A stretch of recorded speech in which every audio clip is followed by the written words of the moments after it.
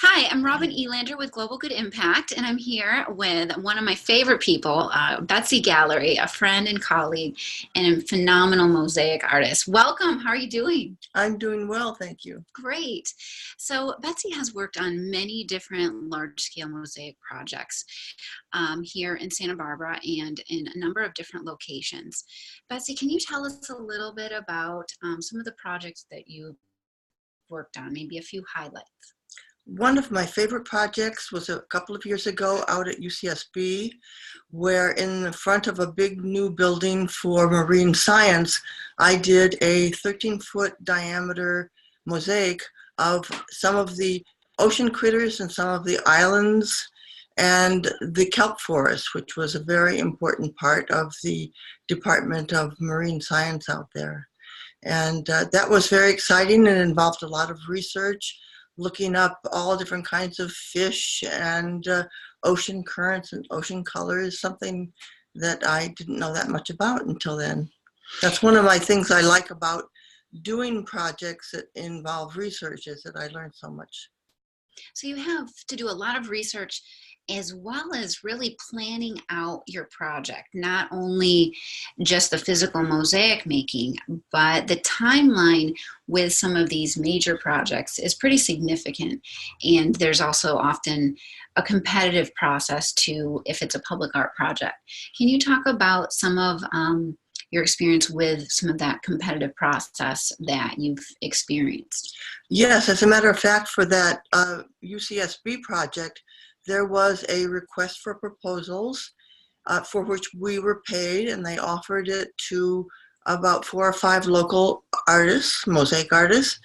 And I got right on it and did a lot of research and prepared a booklet for them with about 35 pages of prior work, my thoughts about the project, and just a lot of general information about mosaic making. And by absolute chance, I discovered that the other competitors had presented 1 or 2 pages with a paperclip typewritten. And so I supplied this to the board, as well as some mosaic samples that I made, and I think that guaranteed that I got the project. Awesome. So really, you kind of went above and beyond the call of duty. They submitted what they put in the RFP was a certain amount of information, but you really kind of killed them with kindness per se, with all the extra information. What were some of the things that you put in there and that you tend to put in your proposals? Well, I think that for visual projects, visual information is the best. So I give them a lot of visual images of past work that I've done. And I also, for this project, did a few sample mosaics of little marine creatures so that they could see what it would absolutely look like in the end. So that, because a lot of the times you present these to like scientists and they really don't know the process. They don't know what the finished mosaic is going to look like. So I try to think from the point of view of the client. What do they know? What do they need to know for this project to come to fruition for me? And when I really, really want a project, I do overkill, basically. And what do you like about the mosaic making project? What process, whether it's for yourself, for a personal commission for someone's maybe home, or for the public art process? What about this? I know it just is, you've talked about it kind of as your Zen space, but talk about like where it's coming from. Well, I've always been an artist, so I've painted, I've done printmaking and other things. But when I discovered mosaics, what really attracted me was the physicality of it. Using my hands and tools and instruments. I even use things like the hammer and a hardy, which is to break certain mosaics. And this is an ancient tool. So I really like the fact that I'm sort of getting together with the ancient artists who have done this back to the time of the Romans and way before that. So I like the whole process. It's a very long and complicated process, much more than you see when you see like a finished mosaic. You have no idea what's really gone on behind the design and the physical setup for it. But I like that process. And you have also learned how to create a really quality output, even with working with total novices. So students and people who've never experienced working with Mosaic, she has a process that she works with to actually support that. Can you talk a little bit about that? Yes, I've done a number of projects with grammar school children, and even something as large as 6 by 19 feet for a cafeteria in a local school. And what I did was, with the teacher, we designed the image, and then I micromanaged it so that the children would produce a very professional looking piece, even though they were fourth, fifth, and sixth graders. Basically, I outlined on the image every single square and how it should be cut. Mm. And then I taught the children how to cut and place, and they were so happy with the results because it looked like a professional had done it. But it took, for every hour I was in the classroom, I would say it took 6 to 10 hours of behind the scenes work to make that come out that way. And you've also dreamed up something really big, based on something really big you saw somewhere else. Can you talk about that dream project? Yes. And where it stands at the moment? My dream project is the Santa Barbara Timeline Mosaic. And this will be a mosaic about 200 square feet about the history of our area, all the way from the Jurassic period to modern times. And my inspiration was an image created in London, England, of the Queen Height dock mosaic. And they recorded the history of the city of London, which was founded by the Romans, all the way to modern times. And it was all along the banks of the Thames River. If you ever go to London, make sure you see it. It's quite wonderful. So I contacted the creators of that mosaic and I said, I want to do something similar for Santa Barbara, which has a equally rich history in many other ways. And so the team over there came to Santa Barbara and we set up a workshop for them a couple of years ago. And they taught some artists, mosaic artists from the United States, how to do large-scale public mosaics. And they're continuing to support us in this project.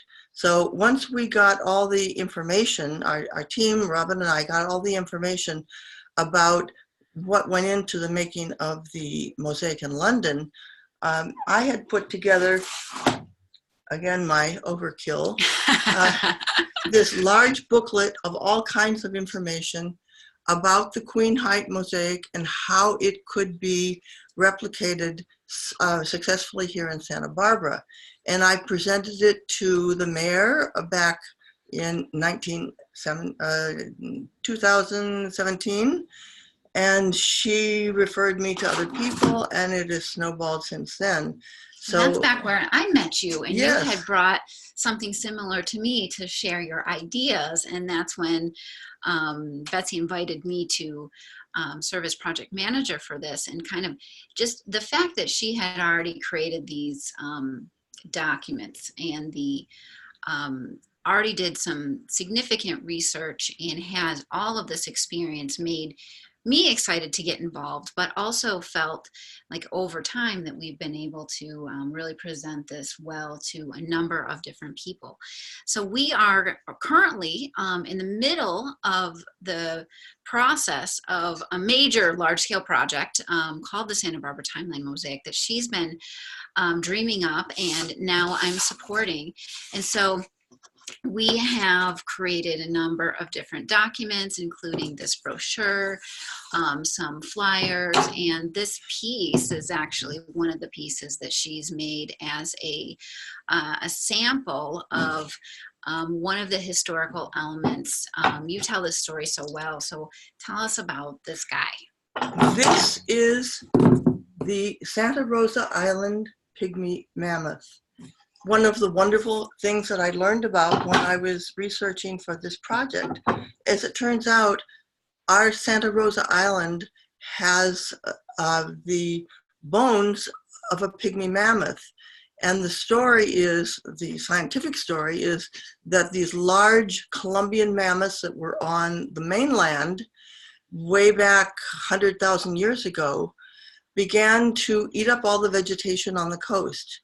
And then they smelled the vegetation from the islands. And the islands were much closer to the mainland at that time because the sea level was way down. So they were able to swim the small gap over to the islands and begin eating that vegetation. Then climate change happened, the sea level rose, and the mammoths were not able to return to the mainland. So they became smaller and smaller and smaller until they became pygmy mammoths, which is, I think, unique in the world. So this was one wonderful piece of research that I was able to achieve with the help of the Natural History Museum. We've had contact with a lot of different museums and organizations to supply us with research material for this project. Yeah, it's been exciting to learn about all of our unique Santa Barbara and Santa Barbara County history through just the beginnings of this research process. And through that, we realized there's so much in there that we've created a bit of a catchy slogan, per se, of 150 million years of Santa Barbara's unique history in 50 feet of mosaic. So that is the epic project that we're working on. And where we're at in the middle of this project is that we are currently in the process of looking for a site to install this piece. So we have a number of different prospects, but as you can imagine with that, it does take quite a bit of time to do not only the relationship building aspect of that, but also the design approval, and then, you know, various changes happen with the organizations along the way. Like currently we have been looking at a site, but then it changed hands in terms of ownership. And so we've kind of been waiting on that. So in terms of challenges and opportunities, we are also interested in if anyone in this group has locations that they think that would be a great public, highly visible location for this piece. We would love to hear your suggestions. Of course, we're looking for sponsors for the project. And once we have the site, we'll also be looking for additional team members to support with this community creation of this entire project. So not only will we have an amazing mosaic that is going to be created through this process, but the entire community will be able to support this process through actually hands-on making the mosaic. So it will be facilitated and directed in terms of the vision and the visual aesthetic by Betsy and a team that we create, but also you as a community member can actually physically help with creating this 50-foot piece. So we are very excited about that, and it's been inspiring to see how the piece was created in London and learn from the team out there, and just to learn their entire process. Theirs is a little bit of a different process because their piece was fully commissioned, if I remember correctly. Yes, by the city. Yeah. By the City of London, which is not the case with ours currently.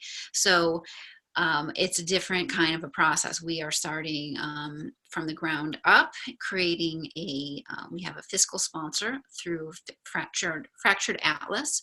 We need to start, from creating a project bank account to creating all of the marketing materials, creating the fundraising materials, sponsorship materials, and that type of thing. So we really had a larger runway when the project group in London more or less was requested, can you make this mosaic? Which is very different. Yes, yes. But because of Betsy's vast experience with public art process and her really success with the your project teams that you've worked with, Alf, and others, we are still moving ahead. It's a slow process, so it is for us, not for the faint of heart, but never is a large scale project that makes a difference. It's always, what were you saying the other day? Some people who are writing books or major films, right? Major films, they get the idea and then it's 10 years before it actually happens, but you stick with it. That's one of the things that you really have to do. If you have an idea and a passion about a project, you stick with it, and showing up is 95% of the work. Absolutely. Yeah. So we are working on that, and if you have any questions about it, or if you know of any location that would be a good fit for, that we could have a conversation with the landowners or owners of the space, or that would be amazing.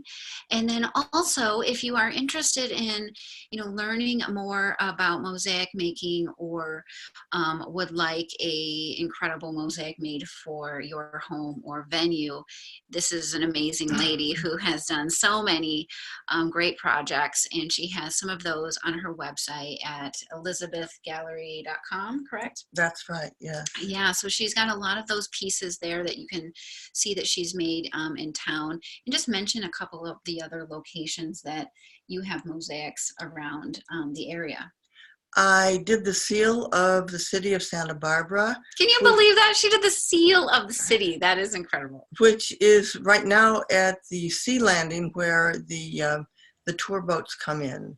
So that was part of the Santa Barbara Beautiful Award for Open Public Places a couple of years ago.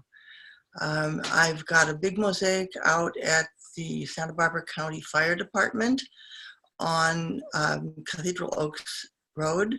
I did that with elements from the fire department, including a fire hose and a fire axe, and pieces of ceramic that survived, broken, but survived the Jesucita and the tea fires. Mm.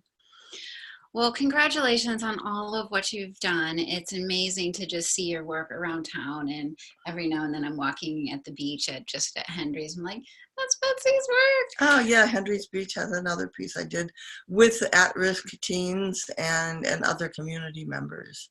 And one of the things we didn't mention was the Paseo Nuevo workshops. Oh, that's right.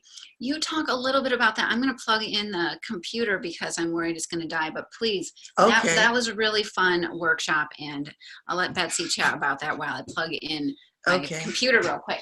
Paseo Nuevo was kind enough to give us a space in Paseo Nuevo for free for 3 months last year, October, November, and December, where I gave free community workshops in mosaic making as part of a way to prepare community members interested in helping fabricate the timeline mosaic. So that I now have a collection of about 20 mosaic artists who are prepared to step in when the fabrication time comes. And once we get our site established and some funding in place, we will be giving further mosaic workshops for anybody in the community at any level who wants to help out in actually making this a part of a real community project.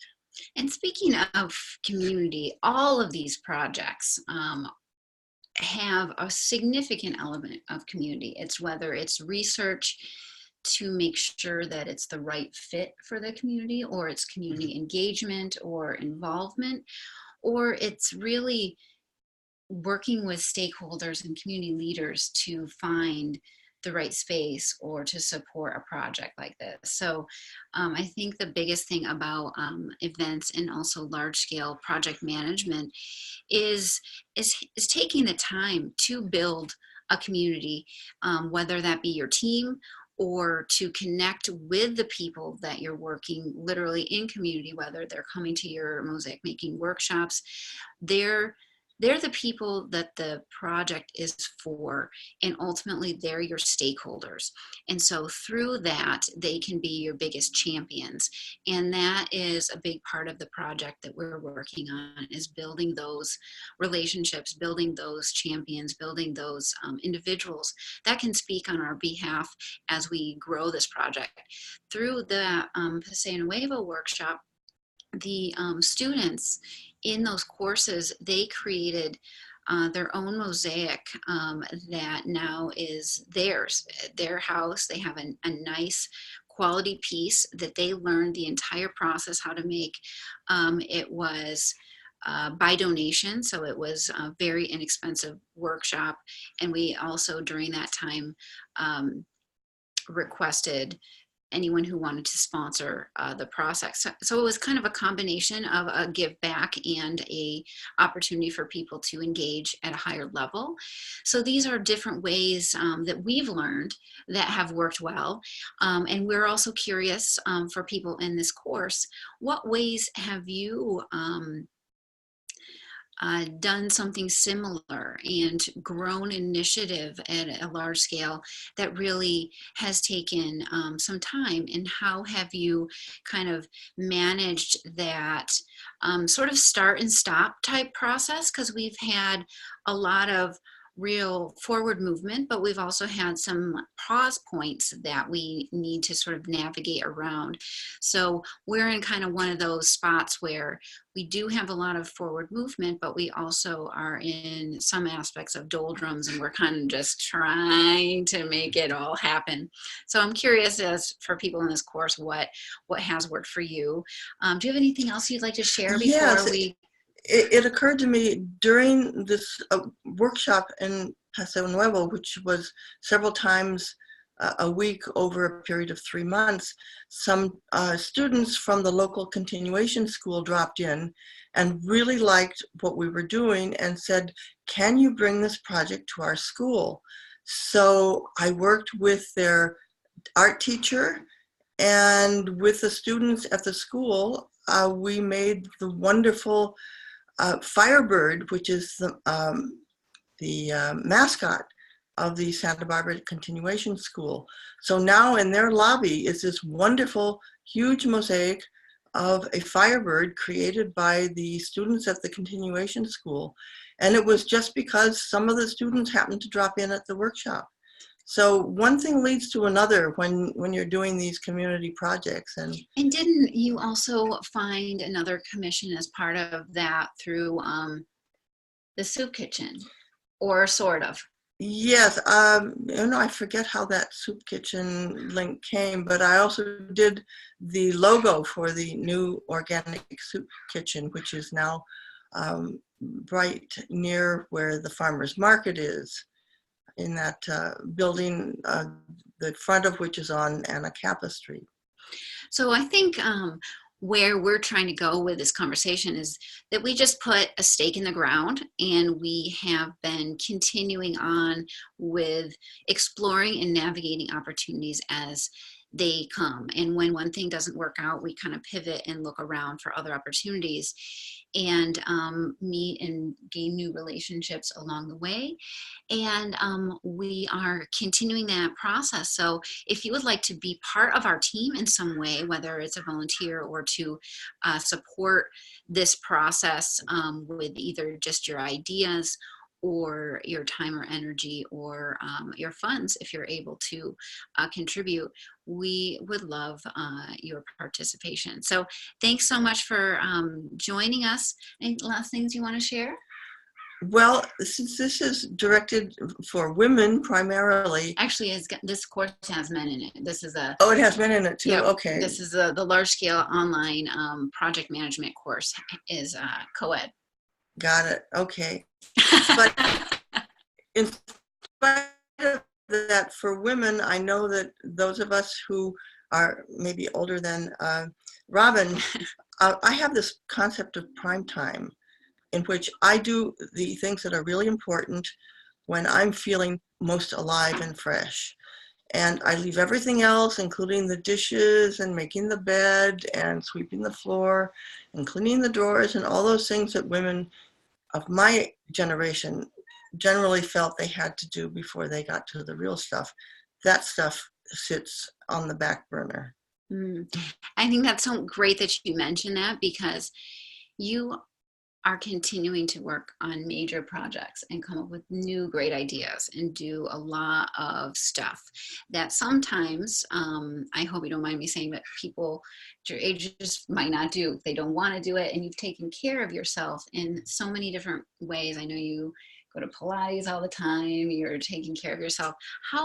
If you wouldn't mind sharing with our audience, what are some of the ways that you take care of yourself, in addition to just saying I do it at the prime time of day and let go of some of these other things? Maybe just allowing yourself to work on the stuff that you really care about, when you have energy and you want to put it in. Is that kind of Exactly. And I don't push myself to get everything done that needs to be done.